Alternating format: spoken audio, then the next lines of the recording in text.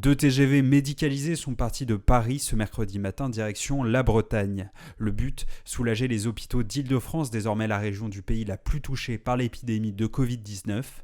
Le premier compte à son bord 24 patients et doit rejoindre Saint-Brieuc puis Brest. Le second embarque 12 malades direction Rennes. L'armée de l'ombre répond présente en Bretagne depuis l'appel du ministre de l'Agriculture Didier Guillaume aux Français confinés pour aider les agriculteurs. Les propositions affluent en nombre.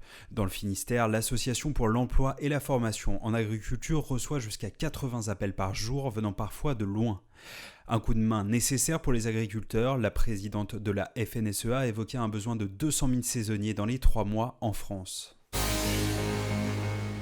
À Brest, 2 pharmacies du bourg de Lambé ont été ciblées par des cambriolages depuis mi-mars. En tout, 3 tentatives ont été recensées et 2 ont abouti. Les cambrioleurs ont la première fois forcé la porte et la seconde cassé la vitrine. Selon les pharmaciens, les masques de protection auraient pu être la cible de ces effractions, mais à chaque fois, rien ne semble avoir disparu. Les tomates finistériennes débarrassées de leur virus. Mi-février, le ministère de l'Agriculture a informé qu'une exploitation du Nord Finistère était touchée par le virus du fruit rugueux brun de la tomate. Un virus sans danger pour l'homme mais extrêmement virulent pour la tomate qui faisait peser un risque sur la filière.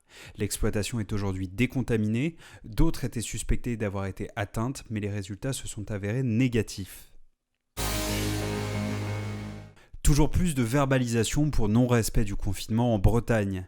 Alors que l'amende pour récidive est passée à 200 € ce week-end, un Rennais de 26 ans qui ne semble pas avoir eu l'information a été placé en garde à vue ce lundi, après avoir été contrôlé pour la 4e fois sans attestation. De même à Saint-Brieuc où un jeune homme a été interpellé et placé sous contrôle judiciaire suite à un 5e contrôle sans attestation. Un dernier, un peu plus drôle en ce 1er avril, à Plouigneau, un homme a été verbalisé ce samedi alors qu'il était sorti pour chasser des Pokémon. Pourtant le message semble clair, restez chez vous.